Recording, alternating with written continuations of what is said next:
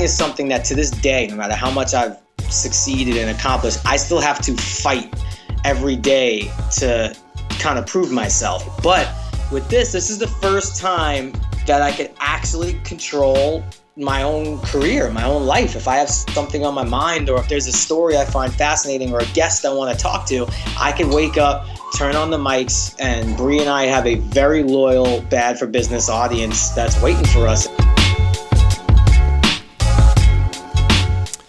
And another one. This episode, my friends, I gotta be honest with you, it's pretty special to me on a personal level. That voice you just heard is a film and television actor by the name of Jerry Ferrara.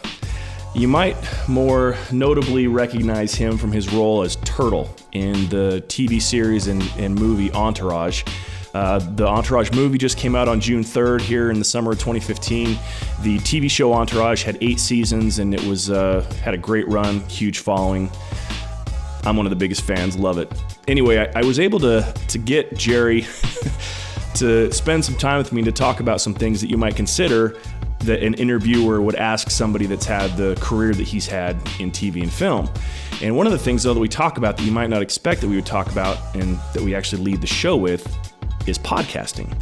Jerry and his girlfriend, Brianne Ricano, they have 2 podcasts that they put on. One's called Bad for Business and one's called Bad for Sports. They started about a little bit over a year ago. It was the summer of 2014 when his first episode aired. We talked with them about what was the catalyst behind that idea becoming a reality and what it's done for him. It's kind of cool to hear this side of him because everybody really is interested in his film and TV career and asking questions about Entourage. And believe me, we get to those. He has some great stories.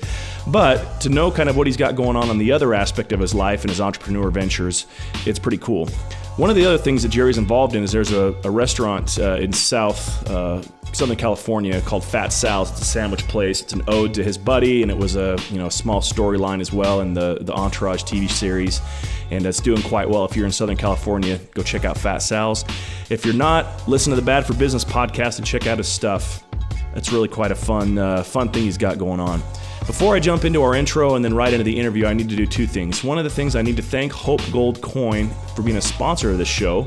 HopeGoldCoin.org is where you go to learn about their what they have to offer. It's a budding cryptocurrency supported by the gold standard. It's got all the good things you want about Bitcoin, but none of the bad, and it's backed by gold. Anyway, really cool thing. Go to HopeGoldCoin.org.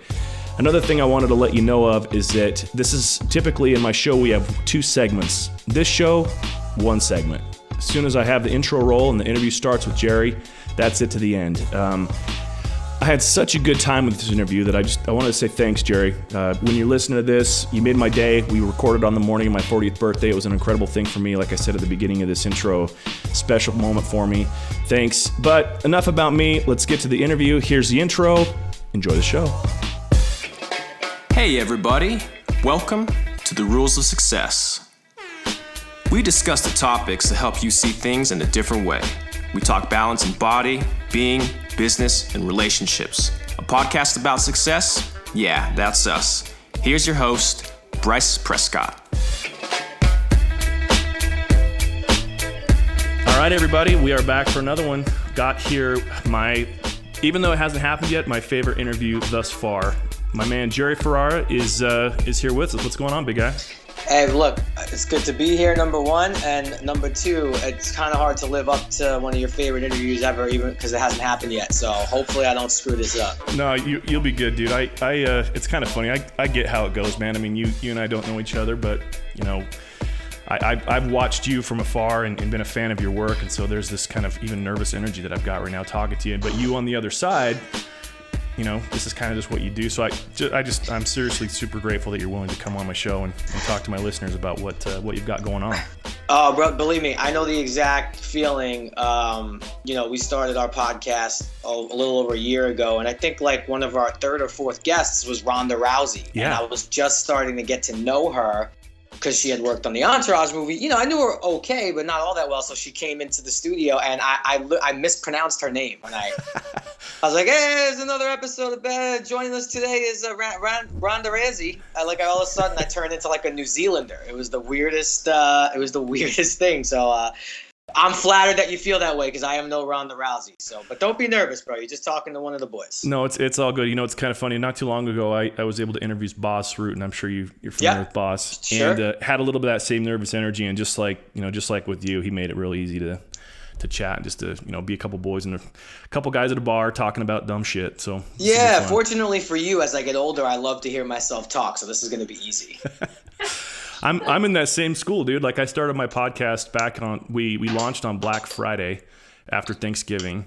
And it's one of those things, and I know you can identify with this. When you start listening to yourself being recorded, you realize how dumb you can sound to you. Anyway, nobody else has the same sort of critique as you do on your own,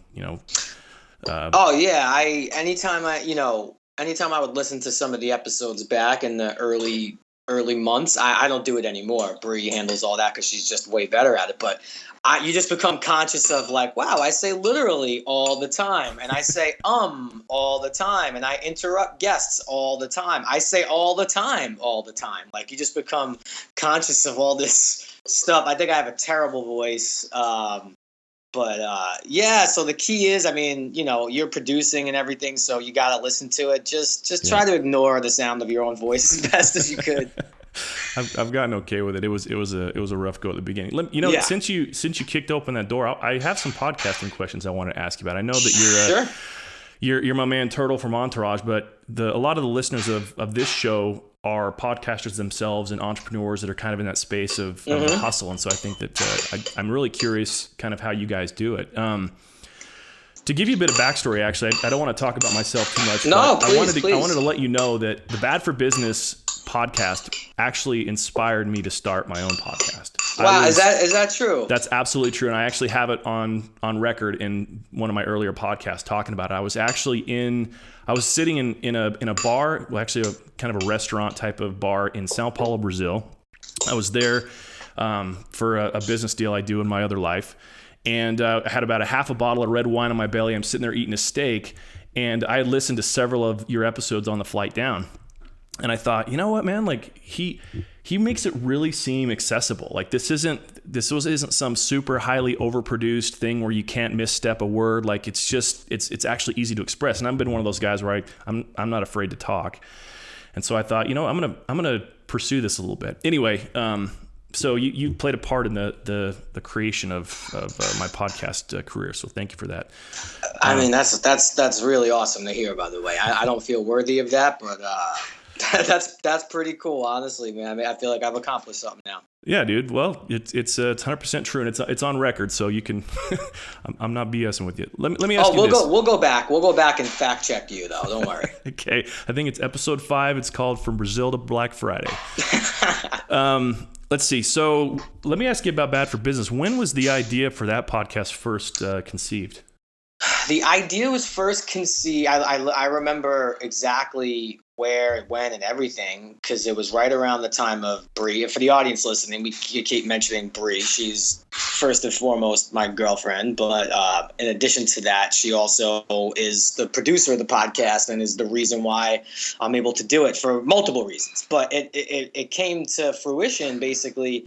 We were in Miami. I had just started shooting the Entourage movie, and it was right around her birthday in January, and she had come with me to kind of celebrate her birthday and to, just to be there when we started. And that's when we started talking about it for the first time. Like, I think I had just started listening to podcasts, and I'd always had an obsession for radio since I was a kid, and been fortunate enough to, I've filled in for Dan Patrick and for Jim Rome, and I've had and I had a radio show on Fox Sports and a fantasy radio show on Sirius XM. So I've had these unique experiences, but, I was never fully in control of the content. And the idea started then, and, Bree started doing all the research on the technical side of what needs to happen. And I started, along with her, figuring out what exactly is the show, content wise. And it from January, we aired our first episode July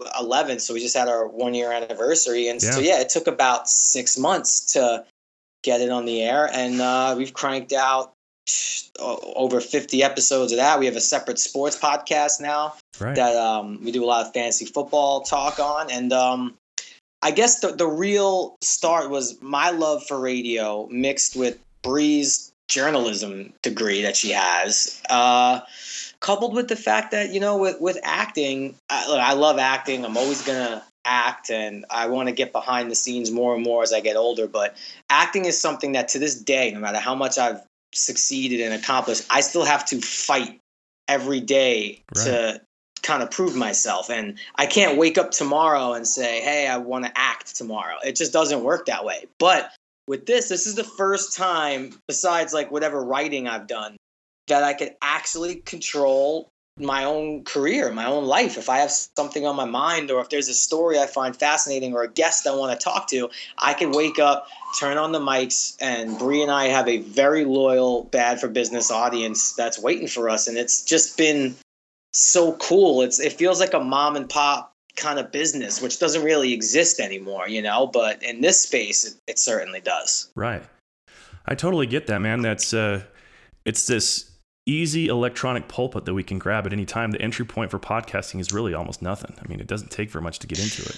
No, if anything, Bree and I were steered in many different directions of how to just get the start. We got a lot of good advice from Maria Menounos, who has a great company called AfterBuzz, which is like a television show recap network. I mean, They have 100 shows. It's ridiculous. So we got a little bit of guidance. I mean, they're a full studio with multiple studios. They tape multiple shows at the same time, but they still even broke it down to us saying, listen, guys, it's not that much. Here's some equipment you need. Here's the things you need to do to get on iTunes and SoundCloud and all this stuff. And obviously Bree retained it way more than I did, but really, and I encourage all your listeners too, if you said some of them are podcasters, you're doing the right thing. This is, it's not a brave new world, but it's certainly a new world that you want to be. The ground floor is kind of already gone. So you want to get in as soon as you can if it's something that inspires you. Yeah, it was kind of crazy to see that, even President Obama was on a podcast recently with Mark Maron. That was a sign for me that, like you said, the ground floor is already gone. This is taking off in a big way. Yeah, and I mean that'll go down in the history books as the most groundbreaking moment in the podcasting future is the fact that the president, while in office, did a podcast. Yeah, in a dude's garage. Right. It wasn't it wasn't like a big news political show that was just re-aired on the podcast. It was a taped podcast, Mark Maron, I'm sure he's very proud of what he's accomplished in the space already, but that in itself, it was just pioneer, yeah. That'll be in the history books as the moment where everyone now knows what a podcast is if they didn't already. Right. Well, let me ask you this then. So, how do you and Bree, I guess I'll involve Bree on this one because you've given so much credit to her for the technical side of this. Is there any specific process that you guys go through to format your shows or to create the flow of the narrative? Yeah, what Bree and I did certainly is not a well-oiled machine, although at times it does feel that way. When it's working, but like anything else, there's, it's just not it's our day jobs, but it's not like our full-time day jobs. We both have other ventures going on. So, but we obviously make the time. It's very important to us, but sometimes it's smooth. We know we have a guest that we want, and it's just a regular sit-down interview. But we never wanted the show to be solely contingent on guests because, as you probably know too, guests are hard to pin down, and I am not good at the art at asking people I know. I'll ask people I know well, but people I know as acquaintances to come be on the podcast. But for instance, we knew when with the Entourage coming June 3rd that we wanted to launch a Entourage month, basically. Because great, by the way. Yeah, and a lot of listeners want that content. Now, for me, I don't want the podcast to be an Entourage only podcast. That's not what I would like and what Bree would like. But for supply and demand, we literally planned for quite a while the layout of the 6 episodes we wanted to crank out, and basically, with the exception of we still haven't taped Kevin Dillon yet because he's the holy grail of podcasts. It basically was seamless and effortless, and we got everything that we wanted to get done. But then there's other past episodes like Kevin Jonas, for instance. We were I know Kevin for a while, but we just started watching Celebrity Apprentice, so we really got fascinated with him. And, we always have battles with the phone lines, and his phone kept cutting out. So we literally had to piece together this interview. We were getting like 10-minute intervals, and then his phone would drop out. So we had like 7 different files of Kevin Jonas. Some other ones I'm still trying to put together. Like I've been trying to get Kevin Dillon for months. And, Romany Malco, who I did Think Like a Man 1 and 2 with, who's now in Puerto Rico shooting an Amazon show, he's been on the books for months. So I didn't want it to always be a guest-driven show. What I'm getting at is, Bree and I, when we first started, we just listed 50 topics that we may want to one day talk about. And every now and then, she'll have an idea or I'll have an idea, and we just throw it down on the list. So we always have this list to go back to. Like we did it the other night, for instance. We had a friend of mine who's a comedian, Mike Great Young. episode, man. Yeah, we him and I play in a pickup basketball game for years, and he manages to stay in shape, but he just has like all these wacky ways. So we basically did the whole podcast on like gym etiquette and what to do and not to do at the gym, and it's going to end up being one of our funnier episodes. But one of Bree's strengths that's not mine. Like I'm good with like the topics to, we don't have an episode, give me, a day and I'll figure out a good one. Bree is good with like the long lead stuff. Like she wanted to do a camping episode when we went away to my first time camping. And like that one actually took like a long time to produce. That was produced like a real episode of radio even. So our workflow is, the ebbs and flows of it are weird. Sometimes we'll take 2 or 3 in a week and we'll just be down for 3 weeks, because we have episodes. And then there's other times like we're taping right now. We're like going paycheck to paycheck in the sense of like episode to episode. Right. And it's just always evolving. But that's what's great about it too. There's not this crazy pressure of, we try to deliver episodes every Friday morning. That's always been our drop date. But, we've missed like 2 weeks in the 1 year. And, we really didn't miss a beat with it. See, that's great, man. I can completely identify with that. When I started my podcast first, it was called Talking to Myself, and the irony of that is I had a co-host. That's interesting. Yeah. Okay, I like that. Well, and then we put out I think 12 or 13 episodes. Him and I. My friend's name is Colby, and then January 28th was the last one we put out, and then I realized, him and I had this conversation, I realized that it was kind of a flawed premise, like talking to myself with 2 people, like this is kind of lame actually. And I felt that there was really a ceiling on what we were doing. And I had a lot of trepidation taking 2.5 months off with that because I wanted to revamp everything. And there wasn't too many things I wanted to change, but enough that it was important to do it, And kind of like what I heard you say, like usually I try to record 2 episodes a week, and then I mix on Tuesdays. And so I've got a queue of episodes weeks out, just in case something comes up or I want to take some time off or whatever. And I think that that's really cool. I like the encouragement that you're talking about with this, have a list of topics and whatnot. I've gotten to the point where I release these smaller episodes that I call sidecar episodes, which are like 5 to 10 minutes of me just, rambling on about something that I'm thinking about. But seriously, I kind of follow B for B a lot to see how you guys are doing it, because it's accessible to me. And I mean that in the truest form of compliment, that I just feel like it's I can pluck from it and be inspired.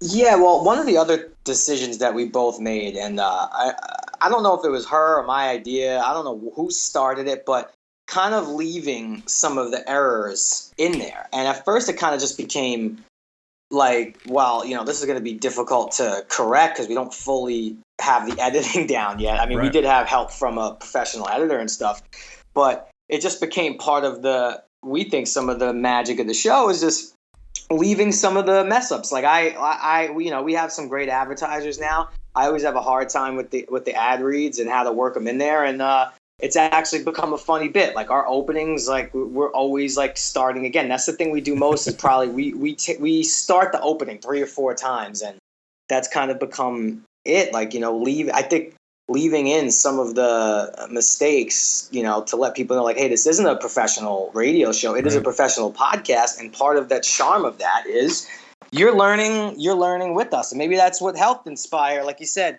you kind of took to it and inspired you because we made it seem like anyone could do it, because we are by no means experts on podcasting or the technology of it or the marketing of it, but we're somehow, succeeding at it. Yeah, you guys are killing it. Has there been any, you talk about there's an attraction that you guys have towards being able to control your own message and your own narrative. Has there been, you've got some great sponsors. You've got like MeUndies and Nature Box and Blue Apron and I'm forgetting some, I know, but do they ever have any sort of input into what your content can be? Have you crossed that line where, that's a important enough relationship to them that they want a say?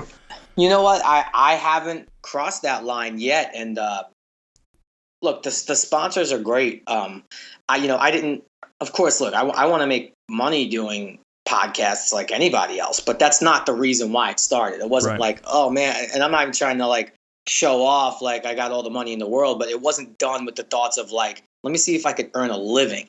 There is a bigger plan of down the road to when I go into what I call my semi-retirement from the entertainment business, to maybe have something that generates enough income that, I don't necessarily have to act anymore. I fantasize about that in my mind, but the sponsors were mainly first accepted just to see how we could integrate them into the show and how it affects the show, how it affects the audience. And then, like you said, will they have any say? Like, will they not want to be in an episode where Ronda Rousey drops the C word? And not that we have, and we don't really have controversial subject matter on our show. We're not that kind of show. We're not trying to make statements and messages every week. But the one thing I've been a stickler on is, I really, look, I'll try and sell anything, but I really want to actually use the product. Like, that's very important because I know when I'm being sold something, I could smell the BS from a mile away. And I think everyone can at this point. And I try to make the ads like a part of the show. Like, I do the read to the best of my ability. And then when they say personalize it, which is what they all say in their copy, I really personalize it. Like, when I'm doing an episode, I'm wearing MeUndies, and I'll let you know if they're riding up my butt. I'll let you know if they're comfortable. Like, I'm gonna speak the truth, and I think that actually has become a cool part of the show. And I think it's the only way at this point to kind of work in ads. I can't start selling something that I don't even know how it works. I'm not quite there yet. Yeah. I'm not there yet as a host. Well, and hopefully you'll never be there, because that's just something I don't think that we need anywhere. This right. And to the company's credit, a lot of the companies are giving hosts and shows the freedom of basically, obviously, look, there are a few, bullet points that you have to hit, but for the most part, make it your own. Like, MeUndies is great with that. Blue Apron has been great with that. They kind of let you do your own thing, and they don't try to control you. And I think I think it's working for them as well. So I give a lot of credit to the companies for getting involved. Nice. Well, if you don't mind, let's shift gears to your acting career. Okay. So, just point blank, what's the most difficult part about being an actor?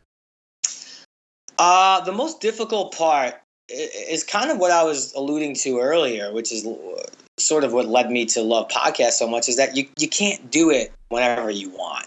There's only really a handful of actors and actresses out there that get to pick and choose the jobs they want, when they want them, where they want them, and could shoot around stuff like families and all that. You know what I mean? They're if working actors are 1% of the Screen Actors Guild, then there's a 1% of the working actors that get that power and privilege, and it's a great thing to have. And I think that's what ultimately, if you love acting, that's what you're always striving for, is to just kind of Is that really the statistic? 1%? I'm making that up, but I do feel like it's close. Like 1% of the Screen Actors Guild makes their living from solely acting. Wow. It's that hard and competitive, and that's why I still have so much respect for every level of actor out there. But the hardest part is that you don't get to do it every day, and sometimes you get a little taste of it, and then you got to sit and wait. Like right now, all the Entourage stuff just ended. I was working earlier this year on the show Power on the Starz network, which is blowing up. That's great. My episodes are starting. I don't go back to that till next. So I'm right now chasing jobs. Like there's 4 jobs I'm up for, and I got to go fight, scratch, and claw. And I don't mind that part of it. I don't mind that, but it really is just, I guess, a control issue. And I guess I'm becoming a control freak as I age, but you just don't really have control. And that's why I want to get behind the scenes a little more, just so I have a little more skin in the game and I have a little more control and a little more of a say. I don't want to just be a for hire actor for the rest of my career. It just doesn't interest me. And it's not enough. Right. Like I'd rather go do, so I have other businesses. I have other things that also interest me. So I guess the hardest part is, like I said, A, you don't get to control. And then B, the other part is nothing shoots in LA anymore. And this is where I live. Right. So that's also the hardest part. I've made my life here. You know, I have great friends, and although my family's still in New York, you know, it's so like nothing really shoots here anymore. So that's the other hard part, is that if you do want to still continue to chase an acting career, you got to be willing to go to Vancouver, Toronto, New Orleans, Atlanta, or somewhere in, you know, in Europe, Budapest. So you just got to be willing to travel. You almost feel like Willy Loman in Death of the Salesman at some points. Must have been nice for you with the Entourage film then, because a lot of it was filmed in LA, it seemed. Honestly, that was one of the factors. Like the factors for me of wanting to do the Entourage movie, you know, because I thought we ended with the show so well, was first and foremost, like I love those guys. Those guys are my family. Yeah. So if you're telling me I get paid to go to work with guys who I want to hang out in my spare time with, that makes sense to me. And then B, Entourage was an LA show. It was about 4 New Yorkers who were living in LA and navigating those waters. So to be able to wake up and drive 5 minutes to work, like I almost took that part of the show for granted, because since the show I went on and I did a movie called Las Vegas, shot in Atlanta, Lone Survivor, shot in New Mexico, Empire State, shot in New Orleans, you know, like I've been all, you know, Club Life, shot in New York. Like I haven't had that in my movie career where I got to just wake up and go to work 10 minutes away. So it was kind of cool. That is cool, man. What would you consider the most rewarding part of being an actor? The most rewarding part, God, honestly, look, there's so many gifts that I've been given, like from obviously, you know, there is financial rewards that, and it's not about like the toys and the fun shit. It's just security, you know, the fact that I get to, you know, help my mom if she ever needs help, or my brother, or, you know, my family, not that they need it. They're totally self-sufficient, but that is a good feeling to know that I could help take care of my family if need be. And we don't have to fully make decisions based on just money. Believe me, money will always factor in. I don't have enough money to sit on where I'm like good for the rest of my life, but you know, that's a good feeling. The fact that the show translated so well in the sports world, I'm a sports fanatic. So, you know, I get more excited to meet athletes than actors any day. So I've gotten to meet some pretty cool athletes and go to some pretty cool sporting events that I never would have had the chance to. So there's that. And I guess what always made acting interesting to me and was the most rewarding is I was always the kid. Like, look, I wanted to be a basketball player when I was younger, but I knew I wasn't going to be taller than 5'7", so I knew that wasn't going to happen. But that's what I would have said if you would have asked me when I was 13. But there was so many things it changed every month. I wanted to be a fireman one month, then another month I wanted to be a dentist, and I wanted to be a lawyer. So like acting is one of the great trades where you kind of could pretend and be all those things even for a little while, you know? Right. And it's the ultimate game of make-believe. And I've always been a fan of make-believe. I love that, dude. Recently I started going back and just not binge watching Entourage, but you know, watching some of the just periodically ones from the seasons. Last night my wife and I watched I think it was 3 or 4 episodes of the last season. And you know, you touched on that those guys are your family, you know, the actors there, and it translates on screen so well. You know, I remember this was back in, when was it? It was right after I got divorced from my first wife. I found the Entourage series on demand on Comcast on my thing. I had HBO and never heard of it. And I think you guys were in the middle of your second season or something, and I hadn't seen it yet. And play the first episode, and I remember it like clockwork, dude. E comes up to Turtle and says, could you even get laid without Vince? That's the question. And Turtle goes, do I give a fuck? That's the answer. And I'm like, oh, dude, this is my show. And I binge watched up until that point. And we used to have parties at my house where on Sunday nights we'd have everybody come over and we'd watch a show. And it was really cool. So tell me the first time, if you wouldn't mind, the first time reading the script for the pilot, and what was your general view of it? I definitely knew, like, when I read the pilot, you gotta remember, I think probably when I read the pilot, I was like 22 or 23 years old. And I wasn't really clued into how the life of a steadily working actor on the rise went, like at that point in my life, I was still working in a restaurant in the Valley. And, I was getting a lot of work, but small stuff here and there, Right.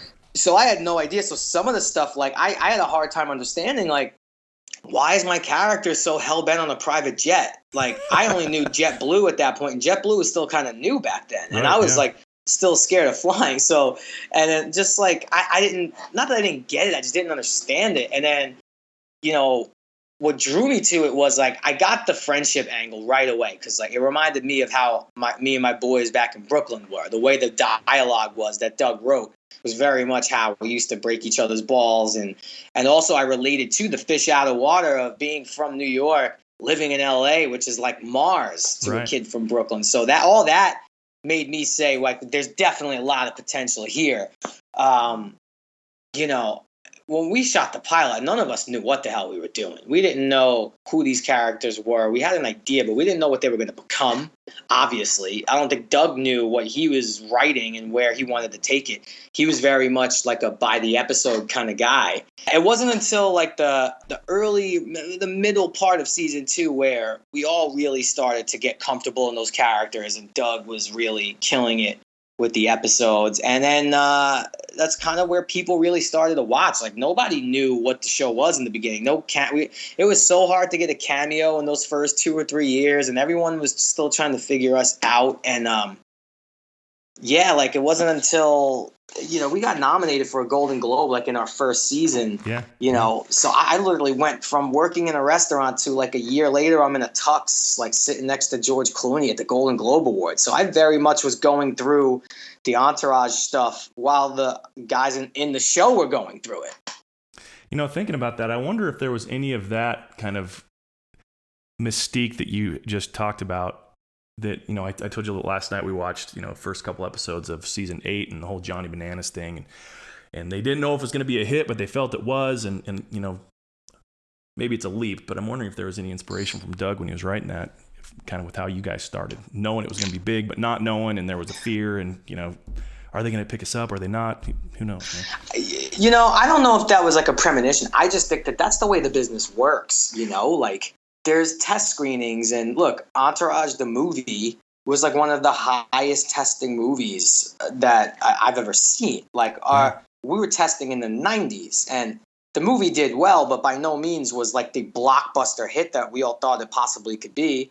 We still think it's going to be a bigger hit on demand from what you said earlier. Like, you and a bunch of your friends would, like, gather around the TV and watch it. Like, that's probably still going to happen, or we hope is going to happen. But, there's test screenings, and if you would have asked all of us 6 months ago after the first test screening, we probably would have been like, oh, this movie's going to make, $300 million, but it's just a test screening. Right. You don't know.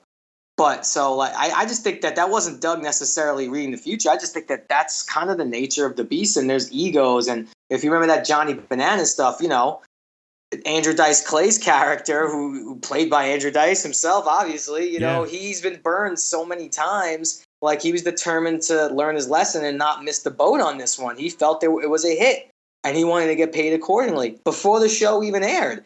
Yeah. That's had to have happened somewhere, And then sure enough, like, it was a hit, and he was right. And but it doesn't always work that way. And what sticks with a show or a movie and what works, it's impossible to predict. I've filmed episodes, I've filmed movies that felt amazing, like, oh my God, this is going to be the best episode we've ever done, or this is going to be the best, this movie's going to kill it. And it was kind of like, it was all right.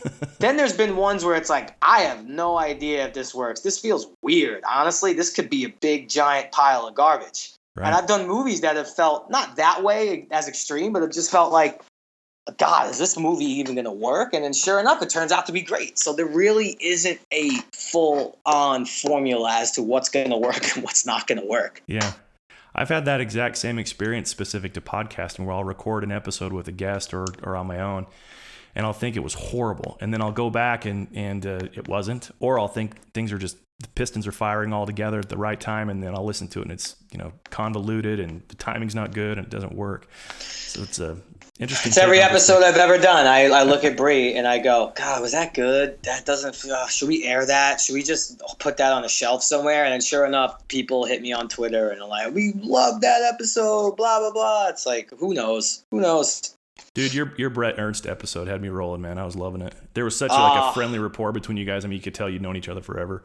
Yeah, he's one of the, I told the story on the podcast. The first acting job I got, I had some other acting jobs, but the one that got me in the Screen Actors Guild Union was like a recurring co-star on King of Queens. And I was at his apartment when I got the call. I had auditioned for it like 2 days before, and I got the call at his apartment while we were like watching Monday Night Football that I got the part. So great, man. That was in September, late September, early October of 2000. That's so great, dude. Yeah. He's one of the first. He's on the Jerry's list. Oh, for sure. And he's a great comedian. I encourage everyone, if you listen to that pod or just go Google or YouTube Brett Ernst and enjoy. The name of his show, I subscribe to it, but it's You're on the List, right? That's the name of his. Yes, You're on the List. They basically, he believes that all guys do, especially like bar banters, like sit around and just make lists, like give me your top 3 running backs. And he's right. Like I do that all the time, and he has some great episodes on there. You have to go check those out. I did subscribe to it, so it's on my list. I got so many in that dang folder, man. Yeah, I'm sure. So let me ask you this then. So I know it's a little bit early, but has there been any whispers at all about another Entourage movie? To be perfectly frank, no. I don't think that honestly it earned enough money to warrant one. Like I said, it was successful, relevant to like how much it was actually made for and what it'll go on to make, on demand and Blu-ray and DVD and all that. But I think to do any form of a sequel nowadays, it just needs to be a runaway monster smash hit. Like if you're not number 1 at the box office, like make it like literally hitting that $100 million mark, especially when you're like a small comedy. I don't really think there's a market for it. Not that there's not a market for it, but I just don't know if like a studio would make a sequel based on that. And then also like I said, like endings are important, and I felt like we ended the show great. The movie is good. I've always said the movie's good. Those test scores were not a lie. So I also feel like the movie ended in such a great place. Like I'm so happy like where those guys all ended up. There's a part of me that almost like, if we kind of kick the tires on it again, like where are we going to bring them this time? Yeah, there's a point where their lives have to evolve a little bit past. Exactly. I think that the Entourage movie is like the perfect kind of farewell. And for those of you who haven't seen it, go see it when it hits on demand, and then you be the judge. So, what are some of your favorite one-liners that have come out of the show in the movie? Look, most of them are all from Kevin Dillon. Kevin Dillon, who plays Johnny Drama, has the most unique talent, which, it's interesting for Kevin because Kevin's a guy, and I'm going to get him on my podcast. He was starring in Platoon when he was like 18 years old. Wasn't he in the Doors movie too? The Doors, and Oscar-nominated movies directed by Oliver Stone. Dramatic turns. Like he was known as like a really, really good dramatic actor. And he wasn't really known for comedy. And then I had actually did a show with him like as like a dramedy called That's Life, where he was really funny. And then he comes on to Entourage, and it's like, oh my God, Kevin Dillon's one of the funniest people walking around town. So most of my one-liners come from Kevin Dillon, to be honest. I've had some good ones over the years. Like you mentioned, it's like some from the pilot, like when I'm with that girl in the pool and I tell her to make out with me and I'll show her where Vince eats breakfast. Just a ridiculous one. And also from the pilot is like, something about the girl wants to give me something. I said, no, I love Derek Jeter. I told her I love Derek Jeter first. Then she said she'll do. I have some. I got some. It's almost too hard to name them because it's like a spiral. You start talking about some of them and other ones come up and you're just like, holy shit. Yeah, like another one from season 1. I remember we were shooting in a strip club and Connolly's character E is on the phone, I think with maybe like his ex-girlfriend or something, and I come over asking him to borrow money and he's like shooing me away, and at the time he did have glitter all over his face, so I literally just yelled at him like, you got glitter all over your face, bro, and I just walked away. It's like, I don't know, there's also, we quote like Seth Green a lot from his episode. Vinny chasing the chases. Yeah, like it's the We Don't Drink Jaeger crew. Kevin Dillon, one of our other most quoted ones are, I think he says to Paul Haggis when he says, season 5, me and Cheech, episode 3, enjoy. Like we just, he gives him quote, that box set, right? We quote a lot of the cameos a lot, like Val Kilmer. Yeah, but believe it or not, like most of our quotes are in between the takes. Like there's been some stuff said when the cameras aren't rolling that we quote to each other all the time. See, that's awesome. It might surprise you, but my favorite one-liner from the movie, and it's not a spoiler at all, is Ari calls E Carrot Bottom. I mean, God, is there a more quotable character? I was talking about Kevin Dillon, but then you think of Jeremy as Ari Gold. I mean, I feel like there's like Ari Gold quote books going on, like that guy was just a walking quote. Yeah, dude. It's almost like, Jeremy Piven, and I know a little bit about his career and seen I've seen a lot of the stuff he's been in as an actor, but as a person, I don't know much about him. It almost seems like Ari was like the perfect therapeutic answer to whatever ailed him. Like he could just rail on whoever was in the screen with him, and he was paid to do it, and it was hilarious. Yeah, man. I mean, you have to hose that guy off at the end of the day, because I just always look, he's a world-class actor. I've always said that, but I've also always marveled at just the amount of energy that it takes to play a character like that, whether you're like that guy or not. And he is actually not like Ari Gold. The amount of energy that it takes to play a character, like, people think we just roll out of bed and show up and they turn the cameras on and it's like a reality show. Like, no. We have 15 to 17 hour days, the conditions are never what they see. Now, look, I'm not complaining like my job's hard, but it certainly isn't a roll out of bed and turn the cameras on and make some magic. Like, I'm sure Piven has gone home and collapsed after some days of yelling and screaming playing Ari Gold, I love the behind the scenes stuff, man. It's good to hear that. Well, yeah. Look, that you also said the best part about being a working actor is like, I am finally enjoying now, years later. I never enjoyed Entourage, meaning like the success of it when I was in the middle of it, because I was always afraid it was going to get taken away from me. Yeah. So now that no one can take it away from me and that it's kind of gone and it like lives on as its own thing, I'm now like enjoying the war stories even more because like we're safe now. Like we're home. We're all safe now. Yeah. Well, all the guys that you've had on B4B, like there's just a cool, palpable camaraderie between everybody. You could tell that it was a passion project and you guys had a lot of fun. Yeah. Look, the other secret sauce of Entourage and a lot of other shows and movies that you can't quite plan on is cast chemistry. Like, there's no formula for that either.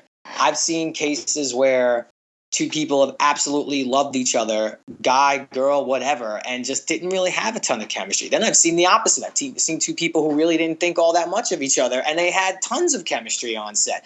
Not just with Entourage, with other projects. And, right. It's just, you can't account for it.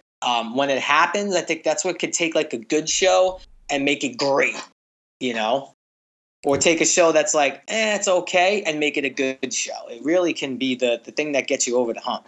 There's so many intangibles that it seems go into a hit that, gosh, I couldn't even imagine being on the end of that where it's, your money or like Doug Ellen, he's the main writer for the Entourage stuff, and to just put himself out there like that it's really inspiring, actually. Yeah, and you know what? Look, one of the only interviews I think James Gandolfini's ever done. If you haven't seen it, go see it. I'm literally watching Sopranos again for like the 10th time this year. Nice. He did an Inside the Actor studio, and I really think it's one of the only interviews he's ever done.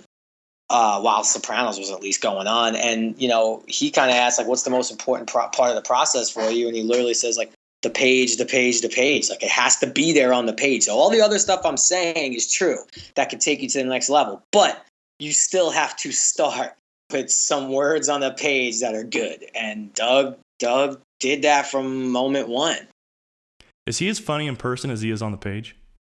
Yeah, he's hilarious. Like, I don't know if Doug could pick a character he's most like. I think there is a lot of Doug Ellen in each of those five guys that he's shared from his own life, and then also just, his fingerprints are all over it. And yes, he is that funny. He is that interesting and charismatic. Like he's absolutely, he's the sixth member of the Entourage. He's the first member, really.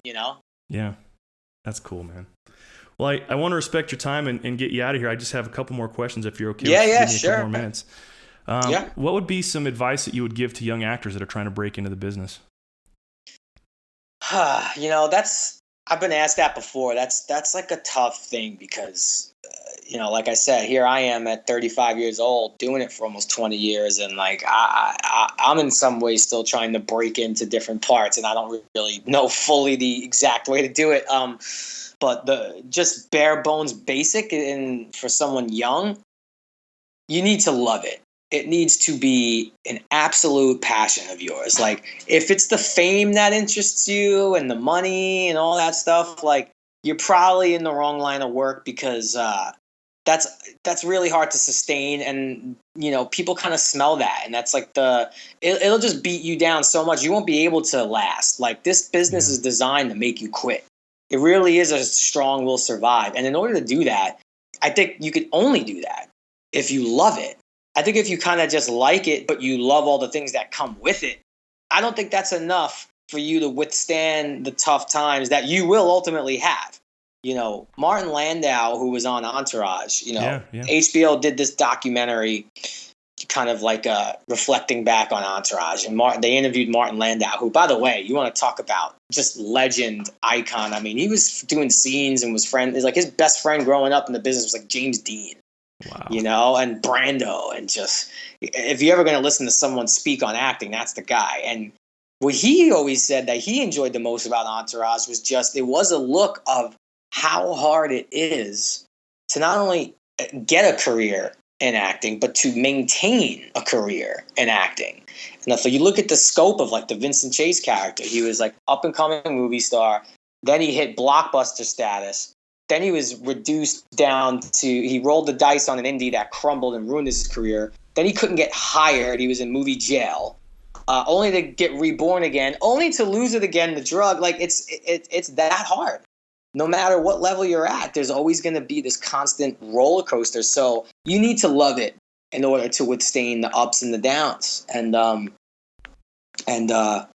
don't say no. Like, take any job if you're young, because you just never know whatever's directing whatever student film or whatever non-union commercial might end up growing up to be, like, just go let the work speak for itself. And you need to just figure out any work is work when you're young and you're trying to break in. And also, nowadays in this era, you have a great advantage, young guys and gals out there. Like, you have the internet, you have YouTube, you have ways of expressing yourself artistically that didn't exist 20 years ago. So also take advantage to that. There really isn't any excuses to, go write a short, go write a sketch, go whatever it is that fuels you. Like, there's ways to get people to see your shit. There's such a healthy expression that happens, even if you're short or your skit or whatever doesn't get picked up. The act of just creating it, I think, helps people to kind of mature in their journey and to know it's all right, and I guess it helps define even further, what people really want to do, what they're, when I look at myself, and the same thing, it's like there's certain decisions that I can pinpoint back in my life where, even though it didn't feel like that was a tipping point, it was. And it was simply because I was willing to try something and to express and to put myself out there and to get rejected, really. And it also becomes on-the-job training in a way, even though you're maybe making a short film or a sketch that maybe 50 people will see, that half of are your family. you're still on a set, you're still figuring out what works, what doesn't work. Like, there's still a learning process. Like, you could never learn enough. Yeah. Like, I don't, like, yeah, Martin, you could say Martin Landau has his master's in acting, but I've been doing it for 20 years, and I certainly, I got a lot to learn. There's a good friend of mine that I interviewed on it's a couple episodes back. His name is Steve Heller. He does shorts, actually. He won, there's this film. I feel like I know that name. It rings a bell. If you do, I'm stoked for Steve, because it's kind of he considers himself small beans, but he's done. He lives in Seattle, and there's this film festival that they call the Renton something. Renton's a suburb of Seattle, and for the past 6 years, he's either been top 2 or won it with these crazy little shorts, and they have these. This criteria that's kind of gnarly, where like they give you 48 hours, and then there's all these different things, and you have to create a short. And some of his stuff is so funny in the short 6 minutes that he's done. And when he was on my show, he was saying that he's like, yeah, sometimes you think your stuff is shit, sometimes you love it. My advice is just do something. Like, just get out and do it, and not only do it, but finish it. Like, have a product be done at the end of the day. Well, case in point, you don't really expend the amount of energy that he's probably expended without loving it. Yeah. So he absolutely. clearly loves it, and that's what, like, the point is. Like, if you love it, you'll find a way to do it, and you'll love doing it on no matter how big or small the level. It'll still look. Of course, you want it to be on the big level, but I'm sure he loves doing it, and that's the most important thing. You got to have that love, you got to have that passion, or else it will. At least the entertainment business it'll kind of eat your lunch for you, Yeah. And it doesn't take any prisoners. It ends people, meaning like a lot of people pack up and go home, and it doesn't make them bad or weak people. It's just maybe they just didn't have that love. And then, it just sounds like he really loves what he does, and that you got to have that. He's good at it too, which makes it easier for others to love it too. There's a fine line between loving it and stinking, and loving it and being good. And I guess you run the risk, It's true. Well, look, yeah, there's part of that too. But believe me, they'll let you know if you stink. Well, one last question, Jerry. What's the best way for my listeners to connect with you? I'm pretty decent on social media. I'm not great, but Twitter, I do my best to kind of respond to people and kind of chat with people. I started look, I was never really on Facebook. I had like a private account for friends. I went years without using it. I kind of transformed that into a fan page or a fan page, and I do answer a lot of questions and communicate with people through that. Instagram, not so much. Like, I post funny stuff on Instagram, but I don't really communicate necessarily with people. So I would have to say Twitter and Facebook, and specifically too, like, and because it's a little smaller and the feed isn't the timeline isn't clogged up, like the Bad for Business podcast feed, I and Bree check religiously, and on Twitter? That's a lot easy on Twitter. Yeah. Okay. At B4B podcast. And that's just, I think I have like 4,000 followers, which is really cool, and it's not as clogged up as mine. So yeah, you just get me on Twitter. I'll find you. Okay. And I'll make sure that people know where to find the Bad for Business and Bad for Sports podcast, because those are a good time. I appreciate it, man. And look, just keep doing what you're doing. I'm glad to be a form of inspiration, but inspiration comes from your own self. You had it in you way before the Bad for Business podcast, so just keep on going and finish. Another episode in the books. Thanks, Jerry, for joining us on the show. Like he said, if you want to reach out to him directly, you can hit him at Twitter, which is at Jerry Ferrara, or at B4B Podcast is the other handle there. Make sure you go to iTunes and subscribe to his show, as well as go to rulesofsuccess.com to find all the links you would need to subscribe, rate, and review, and do all that fun stuff for this podcast. Really appreciate everybody's time and joining us here. One thing I want to say is if you liked this episode, please let Jerry know. At Jerry Ferrara on Twitter is the best way to do it. Anyway, take it easy.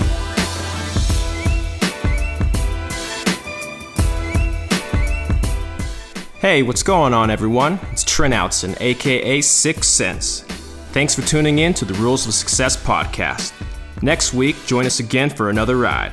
In the meantime, Make sure to reach out to us on social media. To tweet our host directly, try @IamMrPrescott or check out our website at rulesofsuccess.us.